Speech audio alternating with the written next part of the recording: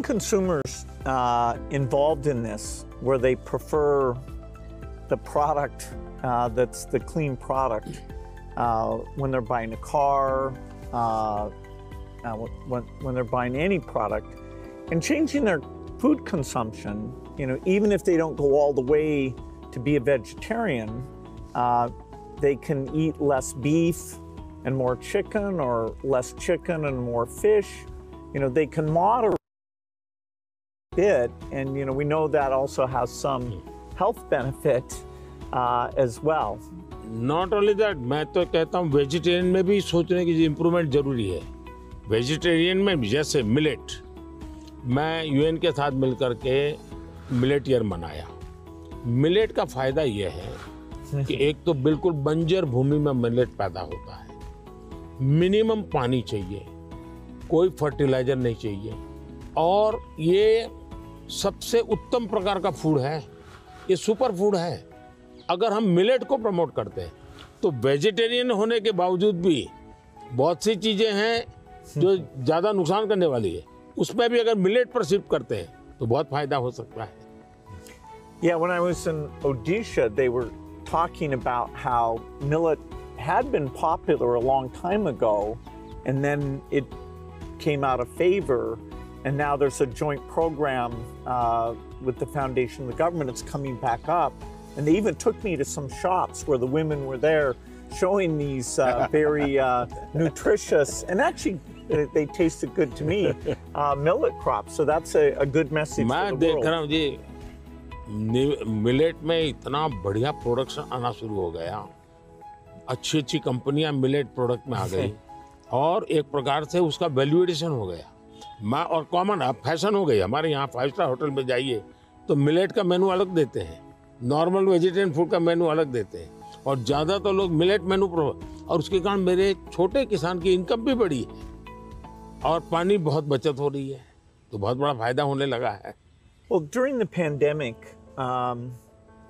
you know, it was fantastic that the vaccines got invented, and India made a lot of those. Sadly, in many countries, the fear of vaccination and even rumors about vaccines became a big problem. And you had actually very little of that here in India. So I'm curious, how did you manage the communication, and why do you think it came out better here? बहुत ही बढ़िया सवाल आपने पूछा है। एक तो मैंने virus के खिलाफ ये लड़ाई जो है, ये हम सबकी है, ये लोगों को प्रशिक्षित करने पर बल दिया। ये वायरस वर्सेस गवर्नमेंट नहीं है,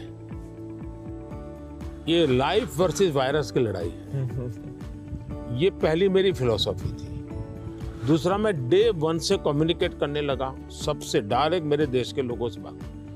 मैं खुद सारे प्रोटोकॉल पब्लिकली फॉलो करने लगा, सब चीजें पब्लिकली मैं उदाहरण के रूप में जाने लगा लोगों के सामने। फिर मैंने कहा भाई ताली बजाओ, थाली बजाओ, दिया जलाओ। हमारे देश में इसकी बड़ी मजाक करने के प्रयास हुआ, लेकिन मुझे लोगों को विश्वास में लेना था कि भाई हमें ये लड़ाई साथ लड़नी है। जब ये विश्वास बन गया कि हमें अपनी जिंदगी बचानी है और औरों की जिंदगी बचे इसमें मदद करनी है, तो एक प्रकार से मास मूवमेंट बन गया। और उसके कारण मुझे बाद में जो भी चीज कहता था देशवासियों को, वो मुझे मदद करते। फिर मुझे क्वेश्चन नहीं करते थे कि मास्क लगाना चाहिए कि नहीं लगाना चाहिए, उनको लगता था, और लोग भी एक दूसरे को कहते थे मास्क लगाओ। तो ये जन आंदोलन बन गया। एंड डेमोक्रेटिक वे में डंडे से काम नहीं होता है। आप लोगों को एजुकेट कीजिए, उनको कन्विंस कीजिए और उनको साथ लेकर के चलिए। ये मेरा बहुत बड़ा अभियान रहा, और उसके कारण मुझे वैक्सीन में बहुत बड़ी सभा, किसी ने मुझे रोका नहीं। आर्थिक रूप से मुझे बहुत बड़ा बोझ आया, क्योंकि मुझे वैक्सीन बनाने में रिसर्च करनी थी, फिर विश्वास दिलाना था कि यही वैक्सीन चलेगी, कि मैं खुद सबसे पहले वैक्सीन लेने लग गया। और मेरी 95 एज की मेरी माँ थी उस समय, मेरी माँ ने भी पब्लिकली वैक्सीन लिया, तो मैंने उदाहरण करके दिखाया, तो लोगों को भरोसा पड़ा कि भाई ये जिंदगी बचा सकती है। आने वाले दिनों में मैं सर्वाइकल कैंसर को लेकर के, खास करके बच्चियों के लेकर, मैं भारत में इस बार बजट में हमारी जो साइंटिस्ट हैं उनको बजट देना चाहता हूँ और मैं उनको कहना चाहता हूँ इसमें भी आप लोकल रिसर्च कीजिए, वैक्सीन बनाइए और बहुत ही कम पैसों में मैं मेरे देश की सभी बच्चियों का वैक्सीनेशन करूँ और किसी भी बच्ची को कैंसर की संभावना ही न रहे वो स्थिति पैदा करूँ। उस दिशा में इन दिनों मैं काम कर रहा हूँ। जब मेरी नई सरकार बनेगी तो मैं सबसे पहले उस दिशा में काफ़ी पैसे रिसर्च में लगाना चाहता हूँ ताकि मेरी बच्चियों की ज़िंदगी बचे। मैं एक इंटरेस्टिंग बात बताना चाहता हूँ। सरदार वल्लभ भाई पटेल